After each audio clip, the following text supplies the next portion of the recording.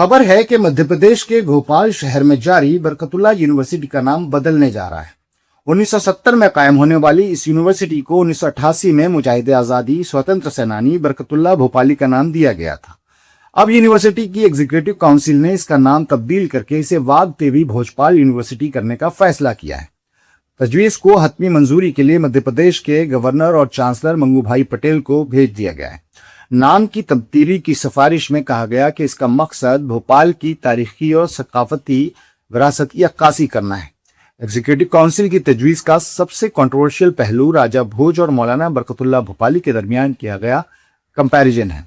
Report के मुताबिक तजवीज़ में कहा गया कि राजा भोज के मुकाबले में बरकतुल्लाह भोपाली की इस खत्ते के लिए कोई नुमाया खिदमात नजर नहीं आती, सिवाय इसके कि वो भोपाल के रहने वाले थे।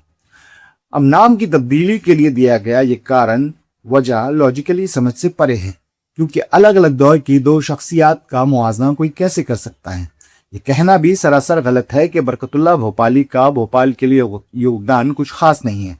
ऐसा कहने वाले शायद ये नहीं जानते कि ये वही बरकतुल्लाह भोपाली हैं जो 1915 में अफगानिस्तान में कायम की जाने वाली पहली उबूरी जलावतन हुकूमत फर्स्ट इंटरिम एग्जाइल गवर्नमेंट के वजीर आजम थे। गदर पार्टी को बनाने में इनका बड़ा अहम किरदार था। रेशमी रुमाल तहरीक में भी इनका योगदान था। ये वही बरकतुल्लाह भोपाली हैं जिन्होंने यूरोप, अमेरिका और एशिया के मुल्कों जाकर फिरंगी राज को खत्म करने के लिए मुहिम चलाई। बाहर रहने वाले हिंदुस्तानियों को मुत्तहिद किया कि वो वतन लौटकर इसे आज़ाद कराने की कोशिशें करें। इस जद्दोजहद में इन्होंने अपनी पूरी जिंदगी झोंक दी, मगर अफसोस अपने वतन के इस खामोश सिपाही की कुर्बानियों को आज भुलाया जा रहा है। ऐसे वक्त में बरकतुल्लाह भोपाली की कहानी कहनी और सुननी जरूरी मालूम होती है। आप 1854 में भोपाल के इतवारा में पैदा हुए। आपके वालिद का नाम मौलवी शुजातुल्लाह था, जो पुलिस थाने में मुलाजिम थे। उस जमाने के लिहाज से उन्होंने बेटे को इब्तिदाई तालीम घर पर दिलवाई और फिर भोपाल के मदरसा सुलेमानिया में दाखिल करवाया। यहाँ दीनी और असली दोनों तालीम का एटर और एमए तक नज्म था। इन्होंने अरबी की दीनी तालीम के साथ फलसफा, मंतिक, तफसीर का इल्म अपने ज़माने के मशहूर उलमा से सीखा। अरबी, फारसी, रियाजी, इल्म हैयत और अंग्रेज़ी की तालीम भी पाई। साथ ही इन्होंने कैलीग्राफी भी सीखी। 1877 में सनद हासिल करने के बाद आप उसी स्कूल और मदरसे में पढ़ाने लगे। तब आपकी तनख्वाह माहाना 10 रुपए होती थी। ये वो दौर था जब रियासत भोपाल पर खतरे मंडला रहे थे। नौजवान बरकतुल्लाह भोपाली को अंग्रेजी राज दिल में कांटे की तरह खटकता था, क्योंकि 1857 के गदर को कुचलने वाली अंग्रेज सरकार ने आज़ादी के मतवालों पर जुल्म के पहाड़ तोड़े थे, जिन्हें सुनकर बरकतुल्लाह का खून खौल उठता था। जनवरी सन 1883 में यह 23-24 साल का नौजवान भोपाल से अचानक गायब हो जाता है। कहते हैं कि एक आलिम दीन की बातों ने इनके दिल में आज़ादी के हुसूल का दीप जलाया था। सो निकल पड़े। माँ बाप तो कब के फौत हो चुके थे। इकलौती बहन थी, उसे भी खबर ना हुई कि भाई कहाँ चला गया। दोस्तों ने मालूम किया तो पता हुआ कि बरकतुल्लाह भोपाली होशंगाबाद के बाद जबलपुर पहुंचे। यहाँ उन्होंने क्रिश्चियन मिशन में मुलाजमत की और फिर मुंबई का रुख किया। अब वो पूरी तरह क्रिश्चियन बन चुके थे। चौंकिएगा नहीं, उन्होंने धर्म नहीं बदला था। उस जमाने में देसी लिबास छोड़कर सूट बूट पहनने वालों को लोग क्रिश्चियन कहते थे। कहते हैं कि मुंबई में उनका कयाम लगभग 4 साल रहा।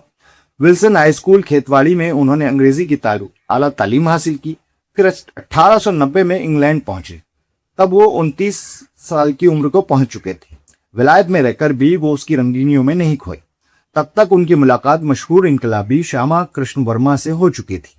शाह वलीउल्लाह की इनकलाबी बातें उनके कानों में गूंजती थी। उनके दिल में मुल्क की आज़ादी का जज्बा मौजे मार रहा था। अंग्रेज इनके प्यारे वतन को लूट रहे थे और उन्हें इसका भरपूर एहसास था।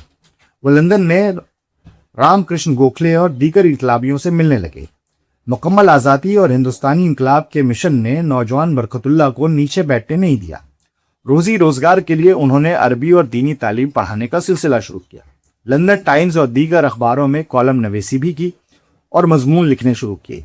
यहीं तुर्की, जर्मनी, फ्रेंच और जापानी ज़बानें भी सीखी। फिर लिवरपूल के मुस्लिम इंस्टीट्यूट में इन्होंने अरबी और फारसी के साथ तुर्की पढ़ाने का काम शुरू किया। इसके बाद ओरिएंटल कॉलेज में अरबी के प्रोफेसर मुकर्रर हुए और एक अच्छे कलमकार के साथ शोला बयां मुकर्रर भी बने। 12 साल क़याम के बाद उन्होंने न्यूयॉर्क कूच किया। यहाँ भी वो अरबी पढ़ाने लगे। साथ ही फाली वक्त में हिंदुस्तानियों के दरमियान इनकलाबी जज्बात उभारने और अमरीकियों को अंग्रेज़ों की कॉलोनियल सोच से باخبر کیا۔ یہیں سے انہوں نے مولانا حسرت موہانی کو خط بھیجا جس میں انہوں نے لکھا کہ ہندوستان کی پستی اور پسماندگی کے لیے انگریز ذمہ دار ہیں، وہ ملک کو ٹیکس کے نام پر لوٹ کھسوٹ رہے ہیں۔ مولانا محمود الحسن کی دعوت پر انہوں نے جاپان کا سفر کیا، یہاں تحریک آزادی کے لیے ہندوستانیوں کی ذہن سازی کی۔ اس کے بعد انہوں نے ٹوکیو یونیورسٹی میں ہندوستانی پڑھانے کی ملازمت کی۔ جاپان میں قیام کو انہوں نے موقع جانا اور ویکلی اخبار اسلامک فریٹرنیٹی نکالا، جس کے ذریعے انگریز حکومت کی کھل کر مخالفت کی جانے لگی۔ مسلمانوں کو پیغام دیا گیا کہ وہ اپنے ہم وطنوں کے ساتھ مل کر انگریز راج کو اکھاڑ پھینکے جو ان کے ملک اور دین کے دشمن ہیں۔ اس مخالفت کا اثر یہ ہوا کہ انگریز سرکار نے ان کی ملازمت ختم کروا دی۔ انہوں نے ہانگ کانگ، سنگاپور میں انقلابی تحریک چلائی اور پھر فرانس پہنچے۔ یہاں سے الانقلاب نامی اخبار نکالا۔ یورپ کے مختلف ملکوں میں دورے کرتے رہے۔ اس درمیان لالا ہردیال امریکہ پہنچے اور انہوں نے ہندوستان کی آزادی کے لیے احتجاجی مہم چلائی۔ برکت اللہ بھوپالی کو بھی انہوں نے مدعو کیا اور یہاں لالا ہردیال کے ساتھ مل کر برکت اللہ بھوپالی نے غدر پارٹی بنائی۔ اس کے اخبار غدر کے وہ ایڈیٹر بنے۔ غدر تحریک سے وابستہ ہو کر دنیا بھر میں سرگرم ہندوستانی انقلابیوں کے ایک وسیع نیٹ ورک کا حصہ بنا۔ اس کا مقصد انگریز سرکار کا تختہ پلٹ کرنا تھا۔ اخبار نے ہندوستانیوں کو پیغام دیا کہ وہ وطن واپس لوٹیں اور غدر مچا کر حکومت گرائیں۔ یہاں جب معاملہ نازک ہوا اور مقدمے اور جاسوسی شروع ہوئی تو لالا ہردیال اور برکت اللہ بھوپالی روبوش ہو کر یورپ پہنچے۔ یہیں سے انہوں نے طے کیا کہ ترکی کے سلطان سے مل کر انگریزی حکومت کو اکھاڑ پھینکنے کا فرمان دیا جائے اور پھر افغانستان پہنچ کر مسلح جدوجہد کی جائے۔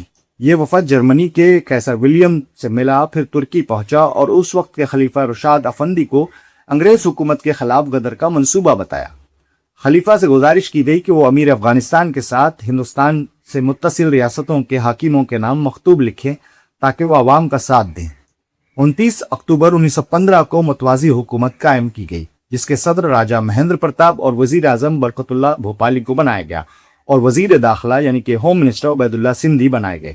اس حکومت کے وفد نے زار روس سے ملاقات کی، ریشمی رومال تحریک چلی اور 19 فروری 1917 حملے کا دن طے پایا، لیکن حجاز میں بغاوت اور مولانا کی گرفتاری اور پھر ترکی کے حالات بگڑنے پر امیر افغانستان نے انہیں باہر چلے جانے کو کہا۔ 1919 میں مولانا روس میں افغانستان کے سفیر بنے اور لینن سے ملاقات کی، پھر آذربائیجان اور باکو گئے۔ روسی ترکستان کے بعد یورپ پہنچے۔ 6 سال تک اسی طرح کی سرگرمیاں چلتی رہی۔ اب یہاں سے وہ امریکہ گئے اور سین فرانسسکو میں کئی جلسے کیے۔ ڈائبٹیز اور دیگر طبی مسائل کے سبب بستر سے لگ گئے۔ 20 ستمبر 1927 کو ان کا انتقال ہوا اور انہیں وہیں دفن کیا گیا۔ راجہ مہندر پرتاپ سنگھ نے ان کے آخری وقتوں کے الفاظ بیان کیے جس میں وہ کہتے ہیں کہ تمام زندگی میں پوری ایمانداری کے ساتھ اپنے وطن کی آزادی کے لیے جدوجہد کرتا رہا ہوں۔